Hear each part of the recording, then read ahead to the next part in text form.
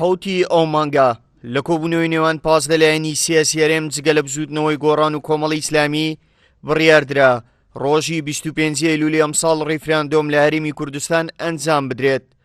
گۆڕان و کۆمەڵی ئیسلامی کە بەشداری کۆبوونەوەکەی پیرمامیان نەکرد هەرزوو ئەنجامدانی ڕیفراندۆمیشیان بەو شێوەیە ڕەت کردەوە. هەڵسوڕاوێکی بزوتنەوەی گۆڕان دەڵێت ئێمە ڕیفراندۆمی حزبیمان قبوڵ نییە. ئێمە ئامادەنین بچینە ڕیفراندۆمی حزبی یا بڕیاری حزبی و پێشنیاری ئەو حیزبانەش کە لە ئیتاری حزبی ئەگە نەچێتە ناو چوارچێوەی یاسایی هەروەکو پێشنیار دەیبینین نەگوەکو بڕیار.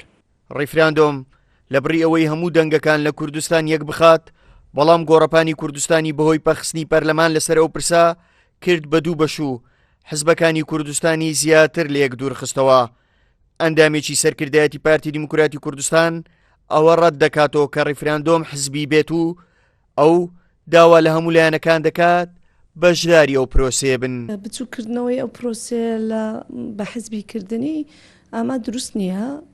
ڕەنگە بێگومان چەند لایەنێکی حزبی بێکۆ کۆبووینەوە بڕیاریان لەسەر و بابەتە داوە و ئەو لایەنانێک کە لە دەرەوە پرۆسە بووینە خۆیان ئامادە نەبووینە بۆی بەشدار بن لە بڕیاردان لەسەر دیاریکردنی ڕێکەوتەکەی. بەڵام ئەمە ئەو مانایە ناگەینی کە ئەمە کەواتە حیزبیە.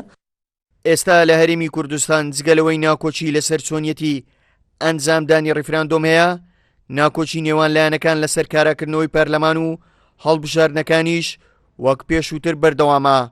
تا ئێستاش گرێ کوێرەیە و پرسانە وە خۆیان ماون و هیچیان چارەسەر نەکراون. هاوکار عەبدوڕەحمان، کورسات نیوز، هەولێر.